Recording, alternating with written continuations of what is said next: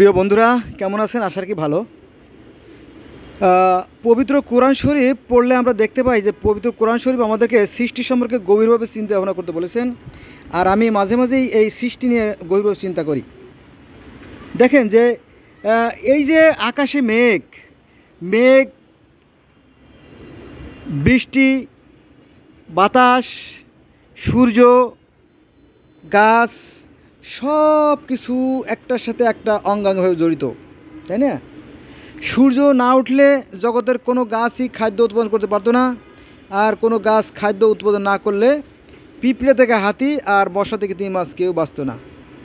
এখন বৃষ্টির প্রয়োজন, কারণ এই নদী, নালা, খাল, বিলে আপনার লক্ষ কোটি কোটি বললে ভুল হবে, মিলিয়ন, বিলিয়ন, ট্রিলিয়ন মাছ তারা ডিম ছাড়ছে, জানেন তো। আজকে হচ্ছে 7/7/2025 সাল। এই সময় বর্ষা, চারিদিকে শুধু বৃষ্টি। দেখেন বৃষ্টি, বৃষ্টি আর বৃষ্টি, চারিদিকে যেদিকে তাকাবেন বৃষ্টি আর বৃষ্টি, চারিদিকে বৃষ্টি নামতেছে। আমার মাথার উপর বৃষ্টি নামতেছে, সেটা আপনি যাচাই করার জন্য আমি আপনাদের দেখাচ্ছি। এই দেখেন, এই বৃষ্টি পড়তেছে, দেখেন, এই যে দেখেন, পানিতে তাকায় দেখেন, এই যে আমিও বৃষ্টিতে ভিজতেছি। যাই হোক, এই বৃষ্টিতে এই গাছগুলো কেন পচে যাচ্ছে না? দেখেন, এই বৃষ্টিতে গাছগুলো ঠিকই ভিজছে, এই দেখেন, এই যে পাতা, কিন্তু পরক্ষণেই এই বাতাসে এই অতিরিক্ত যে পানিটা সেটা তুলে নিয়ে যাচ্ছে।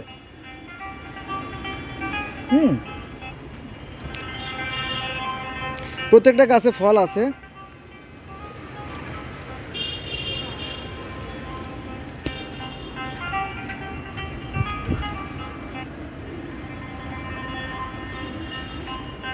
এই গাছেও ফল আছে, আবার এই গাছেও ফল আছে। সকালবেলা এই গাছ থেকে ফল ছিঁড়ে নিছি, এই দেখেন, এই যে লেবু গাছ, এখানেও আছে লেবু যথেষ্ট, যদিও লেবু খাওয়া শেষ হয়ে গেছে। তারপরে পেয়ারাও আছে, দেখেন পেয়ারা, পেয়ারা অলরেডি পাকা পেয়ারা এখানে আছে, আমি আপনাদের দেখাচ্ছি।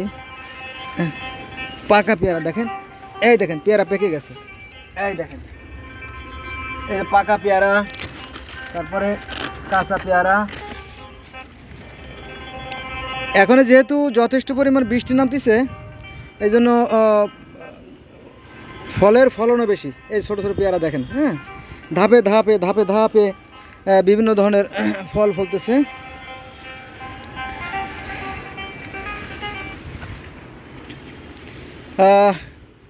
এবার দেখেন পুঁই শাক, অদ্ভুত পুঁই শাক, বিশাল বিশাল পাতা, এখানেও আছে প্রচুর পরিমাণে, দেখেন বিশাল।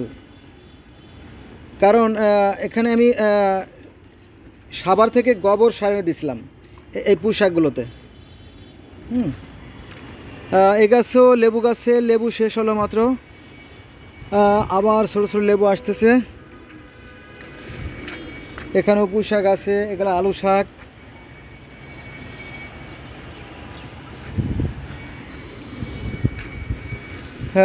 এখানেও লেবু আছে, প্রচুর লেবু আছে দেখেন, যদিও 1-150 লেবু আমরা খাইছি অলরেডি এখান থেকে, যথেষ্ট লেবু আছে। আর অবশ্যই থুকায় থুকায় লেবু আছে, এই যে।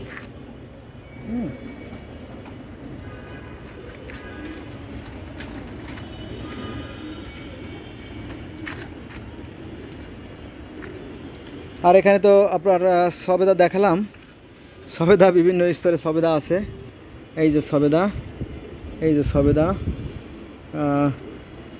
আবার এই সবেদা গাছের যে ছোট ছোট যে ফুল আছে, এই ফুলের মধুগুলো খায় এই পিঁপড়ারা, দেখেন এই যে, এই ছোট ছোট পিঁপড়ারা এইভাবে এই ফুলের মধু খায় বেঁচে থাকে। তারপরে আরও কিছু পোকা আছে যেগুলো গাছের রস খায়। আবার এই পোকাগুলো অন্য পিঁপড়ায় খায় বা অন্যান্য পোকায় খায়। কই সাদা সাদা এক প্রকার মোজাইক আছে, আপনার পোকা আছে, হারাই ফেললাম মনে হয়, এখানে আছে, আপনারা জানেন এই গাছে পোকা থাকে, এক প্রকার সাদা সাদা পোকা হয়। তো সৃষ্টিকর্তা সবার আহার যোগান, এর মধ্যে নিদর্শন রয়েছে জ্ঞানীদের জন্য, যদি কেউ সেভাবে সৃষ্টি সম্পর্কে চিন্তা করতো আর কি।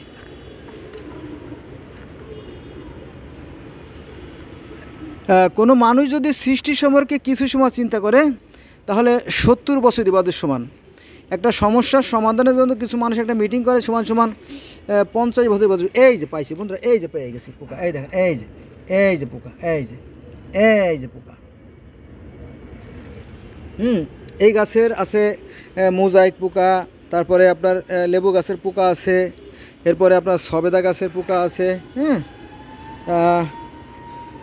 মানে এমন কোনো প্রাণী নাই, সবারই পোকা আছে। যেমন ছাগল, তারপরে গরুর এঁটুলি পোকা আছে এরকম তো আর কি।